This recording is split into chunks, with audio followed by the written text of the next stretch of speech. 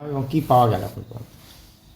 আজকে अराउंड 11:10-11:20 মধ্যে আর একটা খবর হয়েছিল কি একটা 7 বছরের মেয়েকে কিডন্যাপ করে নিয়েছে। তারপরে পুলিশ ওখানে পৌঁছেছে। তারপরে ওখানে যে প্রাইমারি আইডেন্টিফাইবল পয়েন্টস আছে, যে আর যে বাবাকে জিজ্ঞাসাবাদ করা হয়েছে, যে যার থেকে কিছু ক্লু আমরা পেয়েছিলাম কি একটা বাইক আছে পালসার 220 পসিবলি, অ্যান্ড কোনো নাম্বার প্লেট নেই। আর যে অ্যাকিউজ আছে ওর কিছু ডিসক্রিপশন আমরা পেয়েছিলাম।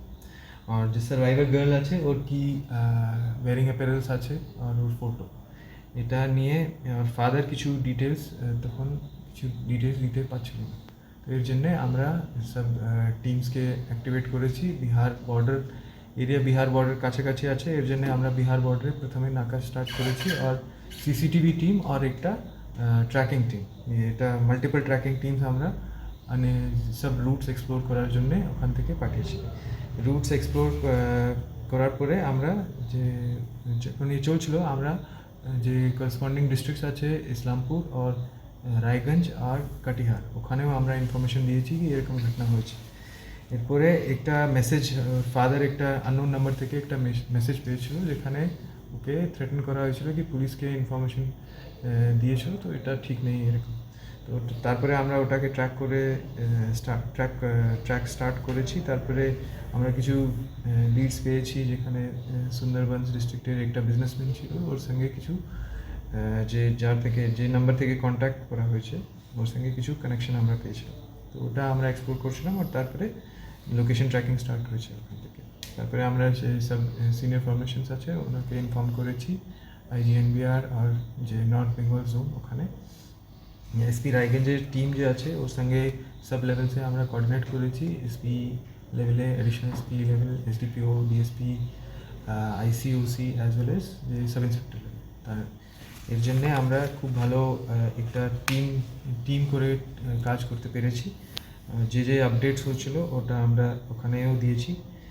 একটা ফোন হয়েছিল যেখানে আমরা একটা মতলব যে মেয়ের সঙ্গে কথা হয়েছিল বাবার, তো ওখানে কিছু উইন্ড নয়েজ আমরা পেয়েছিলাম, এর জন্য আমরা কনফার্ম হয়েছিলাম কি এখনও বাইকে আছে।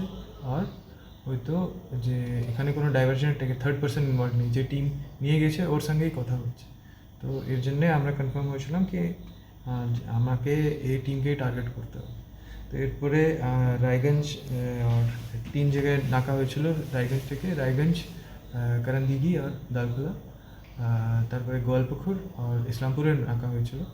তো এর জন্যে টিম ওকে আইডেন্টিফাই করেছে, ওখানে ধরে ফেলেছে ওকে।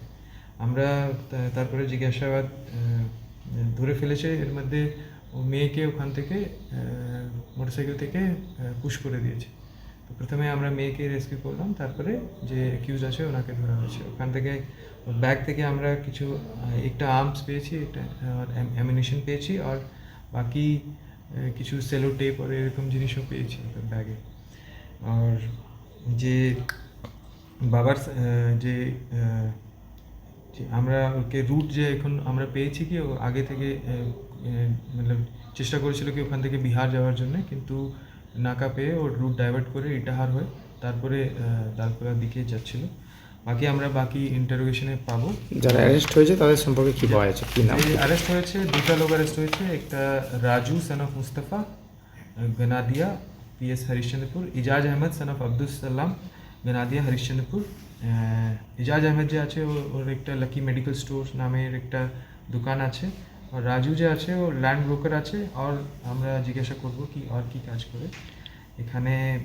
যে মোস্ট ইম্পর্টেন্ট জিনিস ছিল কি আমরা তাড়াতাড়ি ডিস্ট্রিক্ট বর্ডারে যে নাকা করেছি, যে নাকা আগেও চলছিল, এর জন্যে তাড়াতাড়ি এটা করলেই ও ওখান থেকে এসকেপ করতে পারলো না। আর আমরা ওটাকে ট্র্যাক করতে পেরেছি। কেন অপহরণ মনে হচ্ছে? এটা মনিটারি রিজনস প্রাইম অফিসে আমরা পাচ্ছি কি মনিটারি রিজনস জন্য কি ওরা এক্সটর্ট করতে চাইছিল কিছু টাকা, কেন কি যে ভিকটিমের ফাদার আছে ওর একটা বিজনেস আছে, ইজ এ গুড বিজনেসম্যান। তো এখানে ফার্স্ট থিং ওটাই আছে কি আমরা স্পেশালি অ্যালার্ট আছি, ইন্টার ডিস্ট্রিক্ট বর্ডার আর রেগুলার নাকা চেকিং হয়। আর নাকা ইনফ্রাস্ট্রাকচার আমরা অনেক বাড়িয়ে দিয়েছি, এখনও নতুন তৈরি করছি। কালকে ফরওয়ার্ড হবে আমরা পিসি নেব ওর জন্যে। और আমরা मतलब अराउंड 410 আমরা রিকভারি मतलब মেয়েকে রিকভারি করতে পেরেছি তো within 4 hours we could because of the great coordination between all the units আমরা 4 ঘন্টার মধ্যে অলমোস্ট রিকভারি 4.5 ঘন্টার মধ্যে করতে পেরেছি